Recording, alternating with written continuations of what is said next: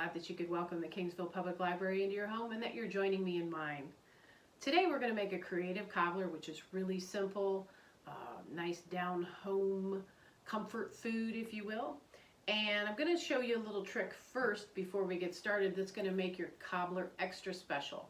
I've talked about this before. I'll probably talk about it again just because it's yummy and delicious and we love it at my house. So a nice, simple, quick, easy little trick is to take a can of sweetened condensed milk.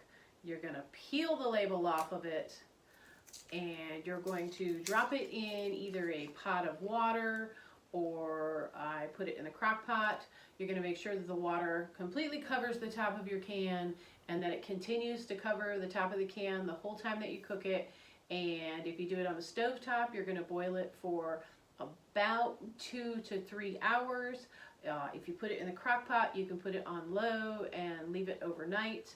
And in the morning, you have this lovely, yummy, gooey caramel sauce, or after you take it off the stove, that you can drizzle over top of whatever dessert or ice cream, whatever you desire. Or sometimes it comes out a little thicker and it's almost like a creamy butter type of thing that you can spread on or you can blob on. It's absolutely excellent. I love it. I'm going to show you how we're going to use it in our cobbler today. So go ahead and drop your can of milk into a pot of boiling water and we'll get started making cobbler. So in order to make our creative cobbler today, you are going to need some baking mix, or if you don't have any baking mix, a pancake mix works just as good. You'll need some milk, some margarine, some regular sugar, some brown sugar, and some fruit. So you can do 2 different things here. I have peeled some apples. I had some apples that were looking like they might go anytime now, so I peeled up some apples and sliced them into quarters. Or if you're in a hurry, and this is what I like about this recipe, if you're trying to throw something together real fast to take to a get-together, you can use canned fruit or canned pie filling. Either ends up being pretty delicious when it's all said and done. So the simplicity of this is fabulous. You're going to take your baking mix, dump it in the bowl. You're going to take your milk, right in there, your melted margarine, dump that in there, and your white sugar, dump that in there, and we're just going to mix it around. And remember, the ingredients are down in the comment section after this video, so you can get all the specific measurements. And we're just going to stir this around until it gets good and mixed so that we have a nice dough. And like I said, this is something super easy, super simple. It doesn't take a whole lot of time to bake. So you can literally, as long as you have a can of fruit and these other things on hand, you can throw this together in a matter of just a little bit of time. So once your dough is mixed, it's going to look like that, kind of a nice biscuity style dough. And we are actually going to take our can of peaches, drain the syrup or the juice off of them. Save that juice if you want to. You can always put it on the stove and boil it with some sugar to thicken it up and it'll make a nice glaze over top, or you can use the lovely caramel sauce that I currently have sitting in a pot baking. You're going to take your peaches, you're going to dump them right into your greased pie pan. Put this into your greased pie pan just like that. Gonna spread them out a little bit. Now this is optional if you want to. After you sprinkle your brown sugar over the top of these, you can add a little cinnamon or a little nutmeg or a little of both. I'm just going to put a little cinnamon in there. Maybe like, I don't know what that is, about a half teaspoon. A little bit of nutmeg. Remember, nutmeg goes a long way, so just a little sprinkle will do. And then we're going to take our dough and we're just going to sort of flatten it out in our hands and lay it down on our peaches, almost like a really sad looking pie crust. But oh, it will be so good when it's done.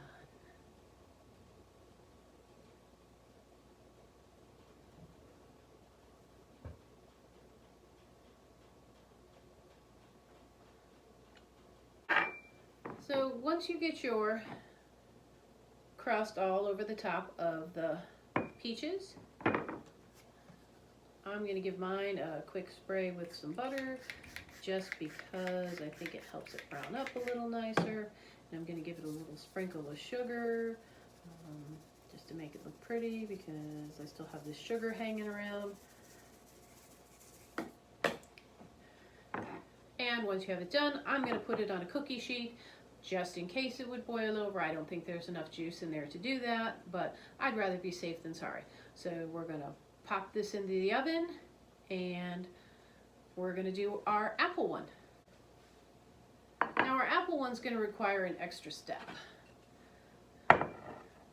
Because we used canned fruit, and you can use, like I said, peaches, pears, you can use pie filling. If you use apples or fresh apples or peaches, they're not going to be as soft as what you would have in the can. So you have two choices. You can either bake them in the oven, par-bake them as we would call it, or what I'm going to do is I'm going to again spray them with a little bit of butter spray. Just a little bit of brown sugar. And I'm going to pop them in the microwave and I'm going to check them about every 5 minutes until they're nice and tender, kind of about the same way you would check a baked potato when it was done. We're going to poke it, and when it's good and soft, we'll know they're done. So our apples are nice and done after just 5 minutes. Probably could have used even a little less time. So now we're ready to kind of finish this up. To give it an extra nice little flavor, I'm going to pour some vanilla over top of it. Remember we talked about before, I'll talk about it again, there's nothing better than homemade vanilla. Simply order some vanilla beans, slice them down the side, put them in a bottle of middle shelf vodka, and store them in a dark place for about 4 to 6 weeks, and you have fabulous vanilla that will definitely make a difference in all of your recipes. So I'm going to also sprinkle just a little bit of cinnamon on here. A little bit of nutmeg.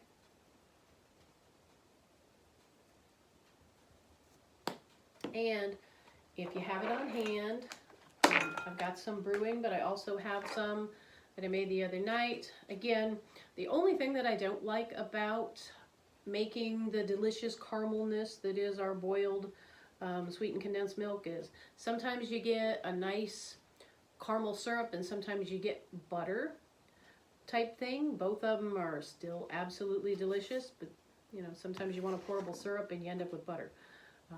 So I'm just going to put a couple blobs of this around because we're actually going to make this a nice little caramel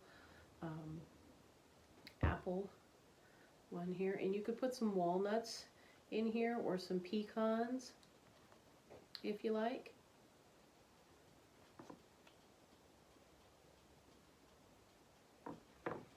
Just going to dab that around there.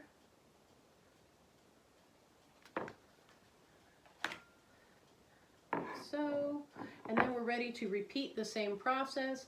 We're going to take our dough, kind of flatten it out in our hands, and lay it across our apples until they're fully covered. Once they're fully covered, we'll pop it in the oven and bake it until it's nice and golden brown on top. We're now going to make our peach syrup, and what we're going to do is we have drained off the juice that was in the can, and we're going to add water to that until we have about 1.5 cups of liquid. And just going to go ahead and set that aside for a minute. That's going to be your liquid, because the first thing that we're going to do is, over some medium heat, we are going to throw a little butter in here. One, because butter is yummy, and two, that'll help keep the sugar from burning. And we're going to go ahead and pour just a little bit of liquid in there with it to start with. I'm going to use the water. And we're just going to melt that butter, again on medium to medium-high heat. Get that situated in there. And now we're going to add our sugar, okay? And we're going to keep that moving around until it gets good and liquidy, which it didn't take long at all. As you can see, I don't know how well we can see down in that pan, but our sugar is good and liquidy. So we're now going to add our water and our fruit juice and our delicious homemade vanilla, which is why I backed off on the water just a little bit so that I could accommodate some of that extra delicious vanilla. I'm now going to turn the heat up to medium-high, and I'm going to keep this moving constantly, because again, it's very important anytime that you're working with sugar or melting sugar. Sugar is very quick to burn, so you want to keep it moving at all times, because once you scorch your sugar, it's burnt. You'll be able to taste it. It'll be ruined. It's one of those things that there's no little fix or salvage to it. So again, we're just going to keep this moving over medium-high heat until it comes to a full boil. So you can see that our liquid is starting to come to a full boil. It's going to get nice and frothy there and really start to roll and get good and bubbly. And once it comes to this full boil, which it's not quite at yet, we are going to boil it a whole 2 minutes. That is the time it takes to get that whole chemical process reacted and where we want it to be.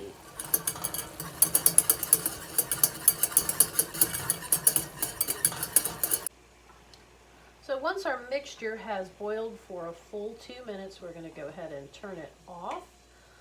We're going to let it cool for just a couple minutes. I'd say maybe about 5 minutes on the stove.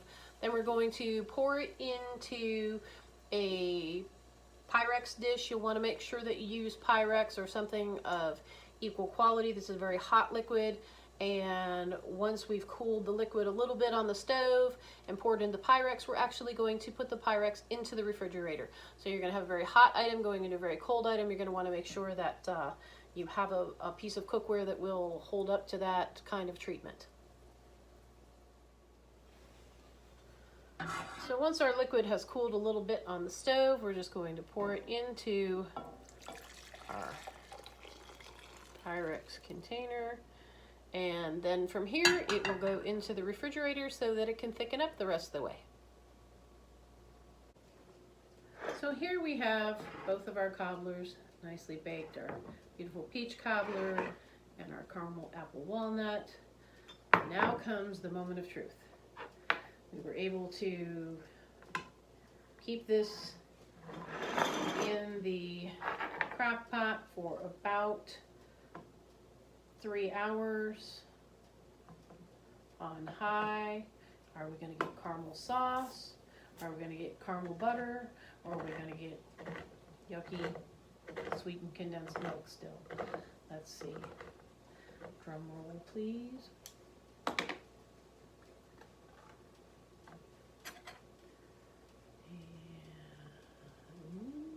Ooh, it's a little thick, but it is not butter.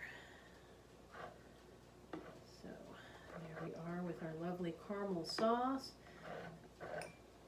And again, you can put this caramel sauce right over top of your cobbler and then serve it at the table.